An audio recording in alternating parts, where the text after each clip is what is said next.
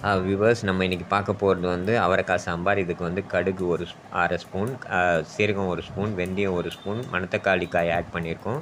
அப்புறம் 2 அக்ரூட் போட்டிருக்கோம். சும்மா என் சேனலை வந்து எல்லாம் சப்ஸ்கிரைப் பண்ணுங்கள், ஷேர் பண்ணுங்கள், லைக் பண்ணுங்கள், முக்கியமாக கமெண்ட் பண்ணுங்கள். அப்போ தான் எனக்கு வந்து நான் போடுற வீடியோஸ்லாம் வந்து உங்களுக்கு வந்து சேருதா இல்லையான்னு தெரியும். கமெண்ட் பண்ணி உங்களோட கமெண்ட்ஸு மேலான கமெண்ட்ஸ் கொடுத்தீங்கன்னா தான் எனக்கு மோட்டிவேஷனாகவும் இருக்கும், இம்ப்ரூவ் பண்ணுறதுக்கும் எனக்கு உதவும். இப்போ வந்து நம்ம தேவையான அளவுக்கு சாம்பாருக்கு உங்களுக்கு எவ்வளோ தேவையோ அவ்வளோ அந்த அளவுக்கு துவரம்பருப்பு போட்டுட்டு கொஞ்சம் தண்ணி ஊற்றிடுங்க.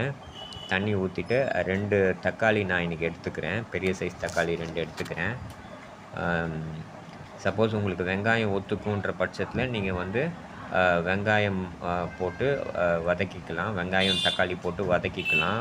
டைரெக்டாக பருப்பு போடுறதுக்கு முன்னாடியே வெங்காயம் தக்காளியை வதக்கிக்கிட்டு அதுக்கப்புறம் பருப்பு போட்டு தண்ணி போட்டு ஊற வச்சிடலாம். நான் வதக்க முடியாது என்னால், அதனால் நான் வந்து கரைச்சிட்றேன்.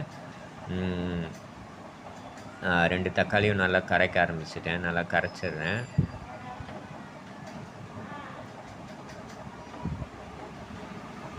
இது ஒன்லி ஃபார் வந்து பிளாண்டாக டயட்டு தான் நான் ரெடி பண்ண போகிறேன். இந்த டைப் ஆஃப் குக்கிங் வந்து அல்சர் பேஷண்ட்ஸுக்கும் அப்புறமா வந்து Castro related patients, irritable bowel syndrome இருக்க பேஷண்ட்ஸ்க்கெலாம் தான் இது ஹெல்ப்ஃபுல்லாக இருக்கும். இது சாப்பிட்றதுனால எந்த ஒரு எரிச்சலோ இல்லை வந்து சாப்பிட்ட உடனே வயிறு எந்த ஒரு டிஸ்டர்பன்ஸுமே இருக்காது. இந்த சாம்பார் வந்து நீங்கள் சாதத்துக்கும் சாப்பிட்டுக்கலாம், இட்லி, சப்பாத்தி, அப்புறம் தோசை அந்த மாதிரி எந்த ஐட்டத்துக்கு வேணால் சாப்பிட்டுக்கலாம். இது பக்காவாக பிளாண்டாகவே தான் நான் பண்ணுறேன். ஸோ அதனால் இது வந்து உடம்பு முடியாத பேஷண்ட்ஸுக்கும் இது யூஸ்ஃபுல்லாக இருக்கும். அதே மாதிரி கிட்ஸுக்கு கூட காரம் தேவைப்படல, அவங்க காரம் பிடிக்கலன்ற பட்சத்தில் உங்களுக்கு இப்படி செஞ்சு கொடுத்தீங்கன்னா கூட நல்லா தான் இருக்கும். டேஸ்ட் வைஸ் இது ரொம்ப குறைவாகவே எந்த விதத்துலேயும் காம்ப்ரமைசிங்காக இருக்காது, நல்லா தான் இருக்கும். சப்போஸ் வந்து உங்களுக்கு மிளகாத்தூள், மஞ்சள்தூள், ஓரளவுக்கு பெருங்காயம் ஓரளவுக்கு ஒத்துக்கணும்னா நீங்கள் வெங்காயம் தக்காளி கடுகு பொரிஞ்சதுக்கப்புறமா வெங்காயம் தக்காளி வதக்கிட்டு அந்த பருப்பு போட்டுட்டு பருப்பில் கொஞ்சம் தண்ணி ஊற்றிட்டு தேவையான அளவுக்கு மஞ்சள்தூள், பெருங்காயம், அப்புறமா வந்து மிளகாத்தூள் போட்டுருங்க.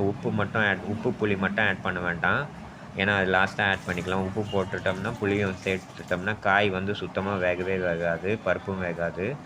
அதனால் அது லாஸ்ட்டு செகண்ட் ரவுண்டில் வச்சுக்கலாம். இப்போ நான் தக்காளியெல்லாம் கரைச்சி முடித்தாச்சு. இன்னும் ஒரு தக்காளி பாக்கி இருக்குது. ஒரு தக்காளி கரைச்சாச்சு, இன்னும் ஒரு தக்காளி பாக்கி இருக்குது. அந்த 2வது தக்காளியும் கரைச்சி முடிச்சிட்டேன். இப்போ வந்து கொஞ்சோண்டு ஜவ்வரிசி மட்டும் நான் ஆட் பண்ணுறேன். ஏன்னா ஜவ்வரிசி வந்து வயிற்றுக்கு ரொம்ப நல்லது, அது பாடியை கூலாகவும் வச்சுக்கும். ஸோ அதனால் வந்து ஜவ்வரிசி நான் ஆட் பண்ணுவேன் எப்போவுமே வந்து இது சாம்பார் பண்ணும்போது. அது வந்து கொஞ்சம் சாம்பாரையும் திக்காக்கியும் கொடுக்கும். இப்போ கழுவி வச்ச அவரைக்காய் வந்து நான் ஆட் பண்ணுறேன். இது 2 பேருக்கு தகுந்த மாதிரி நான் செஞ்சுருக்கேன். உங்களுக்கு வந்து சப்போஸ் எத்தனை பேருக்கு தேவையோ அத்தனை பேருக்கு தகுந்த மாதிரி நீங்கள் அந்த அவரைக்காய் ஆட் பண்ணிக்கலாம். அவரைக்காய் கூட நான் முருங்காவும் சேர்த்து போட போகிறேன்.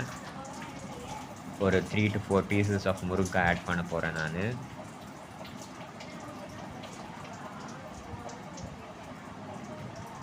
இது எல்லாமே நான் வாஷ் பண்ணி ரெடியாக வச்சுருக்கேன்.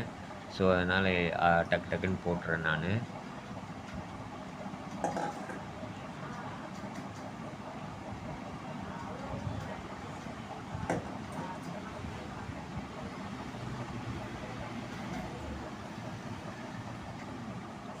முருங்காய்லாம் ஆட் பண்ணுறேன் இப்போ நான்.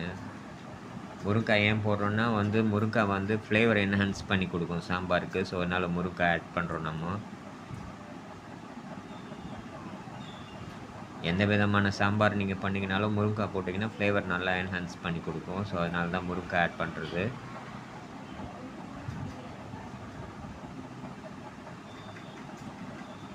மீன்வைல் உங்கள் ஃப்ரெண்ட்ஸ் எல்லாருக்குமே இந்த சேனலை வந்து நீங்கள் வந்து ஷேர் பண்ணி அவங்களையும் பார்க்க சொல்லுங்கள், அவங்களையும் கமெண்ட் பண்ண சொல்லுங்கள். உங்களோட மேலான கமெண்ட்ஸு, உங்களோட ஒவ்வொரு ஷேரும் தான் வந்து என்னை மோட்டிவேட் பண்ணி இந்த சேனலை வந்து சக்ஸஸ்ஃபுல்லாக ரன் பண்ண வைக்கும். இப்போ நம்ம தேவையான அளவுக்கு சாம்பார் தேவையான அளவுக்கு தண்ணி வச்சாச்சு. தண்ணி வந்து காய் முழுகிற அளவுக்கு இருந்தால் போதும். ஏன்னா ரொம்ப ஜாஸ்தி ஊற்றிட்டிங்கன்னா சாம்பார் ரொம்ப அதிகமாகிடும். ஸோ இப்போ நம்ம குக்கர் மேல் டாப்பை போட்டு மூடியாச்சு.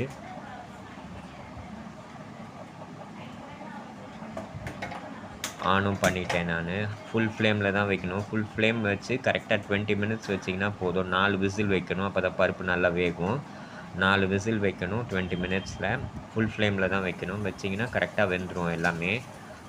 மீன்வைல் வந்து நம்ம வந்து இப்போ வந்து புளி கரைச்சல் ரெடி பண்ணிக்கலாம். புளி கரைச்சலில் வந்து நான் 1½ ஸ்பூன் வந்து உப்பு எடுக்கிறேன். 1½ இல்லை 1.25 ஸ்பூன் கூட நீங்கள் போடலாம் உப்பு.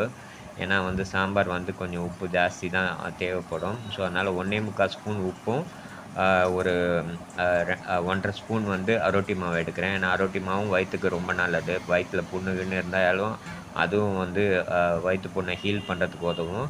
அப்புறமா வழக்கமாக நான் போடுற மாதிரி 3 பட்டை வந்து புளி எடுத்துக்கிறேன். இது எல்லாத்தையுமே போட்டு ஊற வச்சு கொஞ்சம் ரெடி பண்ணிக்கிட்டு இருக்கேன். கரைக்கிறேன் நான். அது குக்கர் 20 மினிட்ஸ் வந்து 20 மினிட்ஸ் 4 விசில் வரத்துக்குள்ளே நம்ம சைட் பை சைடு வந்து அந்த புளி கரைச்சலை ரெடி பண்ணிக்கலாம். குக்கர் வந்து இப்போ ஃபஸ்ட் விசில் வந்துச்சு. 4 விசிலும் காட்டல. ஏன்னா வந்து ரொம்ப நேரம் ஆகுன்றதுனால 4 விசிலும் நான் காட்டல. புளி கரைச்சல் இப்போ நம்ம ரெடி பண்ணிடணும். ரெடி பண்ணிவிட்டு கருவேப்பிலை கொத்தமல்லியும் நீங்கள் ரெடி பண்ணி வச்சிட்டிங்கன்னா செகண்ட் ரவுண்டில் கருவேப்பிலை கொத்தமல்லி போட்டிங்கன்னா ஃப்ளேவர் வந்து கொஞ்சம் நல்லாவே இருக்கும். ஃபஸ்ட்டு டைமே இனிஷியல்லே போட்டுட்டிங்கன்னா அந்த கருவேப்பிலை கொத்தமல்லி வாசம் வந்து ரொம்ப அடங்கிடும். அதனால் வந்து செகண்ட் டைம் நம்ம குக்கர் வேக வைக்க போகும்போது புளி போட்டுட்டு அதை கலந்து ஒரு 10 நிமிஷம் வைக்க போகும்போது அப்போ நம்ம வந்து குக்கரில் வந்து நம்ம கருவேப்பிலையும் கொத்தமல்லியும் ஆட் பண்ணால் நல்லாயிருக்கும். அப்போ தான் டேஸ்ட்டும் ஃப்ளேவரும் நல்லாயிருக்கும்.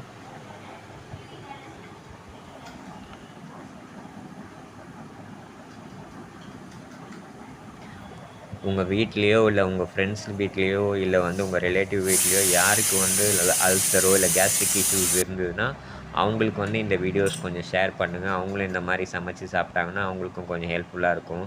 ஏன்னா டாக்டர் ரெஸ்ட்ரிக்ஷன்ஸ் கொடுத்துருப்பாரு பிளாண்டாக தான் சாப்பிட்ணுன்ட்டு. அந்த மாதிரி பேஷண்ட்ஸ்க்குலாம் இது ரொம்ப ஹெல்ப்ஃபுல்லாக இருக்கும்.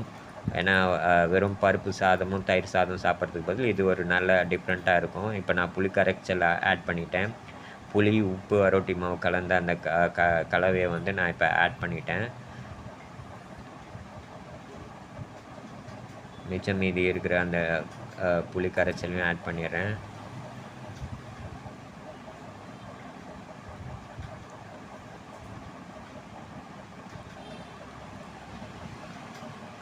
இதை ஆட் பண்ணிவிட்டு இதில் வந்து இப்போ வந்து நம்ம கருவேப்பிலை போடுறோம். கொஞ்சம் அதிகமாக கருவேப்பிலை போட்டிங்கன்னா நல்லா டேஸ்ட்ஃபுல்லாக இருக்கும். அதே மாதிரி கொத்தமல்லியும் கொஞ்சம் அதிகமாக போட்டிங்கன்னா அதுவும் கொஞ்சம் நல்ல டேஸ்ட்டை என்ஹான்ஸ் பண்ணி கொடுக்கும். எனக்கு வந்து காரம் சுத்தமாகவே ஒத்துக்காது. அதனால தான் நான் பிளாண்டாக ரெடி பண்ணுறேன். உங்களுக்கு எந்த அளவுக்கு எந்தெந்த இன்க்ரீடியன்ட்ஸ் ஸ்பைசஸ் வந்து ஒத்துக்குமோ அந்தந்த அளவுக்கு நீங்கள் போட்டுக்கிட்டிங்கன்னா இன்னும் நல்லா பெட்டராக இருக்கும். இல்லை எதுவுமே ஒத்துக்காதுன்னா நீங்கள் இப்படியே சாப்பிட்டுக்கலாம்.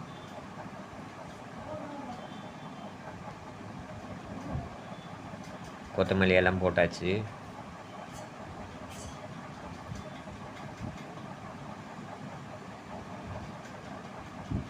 போட்டுட்டு இப்போ ஒரு கலரிட்டு நம்ம வந்து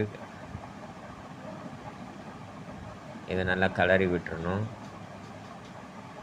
அப்போ தான் மேலோட்டம் இல்லாமல் எல்லா இடமும் ஃபுல்லாக அந்த கருவேப்பிலை கொத்தமல்லி ஃப்ளேவர் அப்புறமா வந்து அந்த புளி கரைச்சல் ஊற்றுனது இது எல்லாமே ஒன்றா பிளெண்ட் ஆகும். குக்கரில் சாம்பாரில் எல்லாமே பிளெண்ட் ஆகும். நான் கரண்டி யூஸ் பண்ணலை, கத்தி தான் யூஸ் பண்ணுறேன். ரொம்ப போட்டு வேகமாக நீங்கள் சுற்ற வேண்டாம். ஏன்னா முருங்காய் இருக்கிறதுனால ரொம்ப வேகமாக சுற்றுனீங்கன்னா அது ஃபுல்லாக பீஸாக போயிடும், நல்லா இருக்காது. அப்புறமா முருங்காய் வந்து அந்த ஃபுல்லாகவே முழுசாக இருக்காது, பிஞ்சு போயிடும். ஸோ அதனால் மெதுவாக லைட்டாக கலர்னிங்கன்னா போதும். ஏன்னா நம்ம புளி கரைச்சல் ஊற்றிருக்கோம் இல்லையா, அது மிக்ஸ் ஆகணும், அவ்வளோதான் நமக்கு. அதனால் கொஞ்சம் லைட்டாக கலந்து விட்டிங்கன்னா, முருங்காய் உடையாத அளவுக்கு கலந்து விட்டிங்கன்னா நல்லாயிருக்கும். நல்லா திக்காகவும் இருக்குது பார்க்குறதுக்கே. ஸோ நல்லா டேஸ்ட்ஃபுல்லாகவும் இருக்கும். இது நார்மல் சாம்பாரில் வந்து காரம் இருக்கும், இதில் காரம் இருக்காது, அவ்வளோதான் டிஃப்ரென்ஸ். மற்றபடி வந்து டேஸ்ட்லலாம் வந்து எந்த விதமான குறையுமே இருக்காது. நீங்கள் ட்ரை பண்ணி பாருங்கள், கண்டிப்பாக இது நல்லா தான் இருக்கும். இப்போ வந்து நான் கொஞ்சமாக இதில் வந்து நெய்யும் ஆட் பண்ணிடுறேன். ஏன்னா கொஞ்சம் வயிறு புண்ணுக்கு நெய்யும் நல்லது, அதனால் கொஞ்சமாக நெய்யும் ஆட் பண்ணிடுறேன். நான் ஆர்கேஜி நெய் தான் யூஸ் பண்ணுறேன், ஏன்னா நல்லா ஃப்ளேவர் நல்ல வாசனையாக இருக்குது. இப்போ வந்து நான் குக்கர் மூடிட்டேன் செகண்ட் ரவுண்டுக்கு. இதை ஆன் பண்ணிவிட்டு ஃபுல்லாக சிம்மில் தான் வைக்கணும், 10 நிமிஷம் வைக்கணும். அப்படி இல்லைனா ஒரு விசில் வந்தால் போதும். 7லேருந்து 10 நிமிஷம் வச்சிங்கன்னா போதும். அதுவே அந்த புளி கரைச்சல்லாம் ஒன்றா மிக்ஸ் ஆகிறதுக்கு அதுவே போதுமான டைம். கரெக்டாக 7 to 10 மினிட்ஸ் வச்சிங்கன்னா போதும். அப்படி இல்லைன்னா ஒரு விசில் வந்துருச்சுன்னா ஆஃப் பண்ணிக்கலாம் நீங்கள். பட் ஆனால் ஃபுல் ஸ்லோவில் வைங்க. ஃபுல்லாக சிம்மரில் தான் வைக்கணும். சிம்மரில் வச்சிங்கன்னா ஆட்டோமேட்டிக்காக 7 மினிட்ஸ் ஆகும். 7 to 10 மினிட்ஸ் ஆகிடும். அவ்வளோதான், நம்மளோட சாம்பார் முடிஞ்சிருச்சு. நல்லா இது டேஸ்ட்ஃபுல்லாக தான் இருக்கும். அதே மாதிரி அல்சர் ரிலேட்டட் பேஷண்ட், வயிற்றுக்கு ரொம்ப ப்ராப்ளம் இருக்க பேஷண்ட்ஸுக்கு வந்து இது நல்லாவே ஹெல்ப்ஃபுல்லாக இருக்கும். காம்ப்ரமைசிங்காக இருக்காது, நல்ல டேஸ்டிங்காக தான் இருக்கும். ஸோ வியூவர்ஸ், என்னோடய சேனலில் வந்து எல்லாருமே சப்ஸ்கிரைப் பண்ணுங்கள், கமெண்ட் பண்ணுங்கள், ஷேர் பண்ணுங்கள், லைக் பண்ணுங்கள், உங்கள் ஃப்ரெண்ட்ஸுக்கும் ஷேர் பண்ணுங்கள். தேங்க்யூ.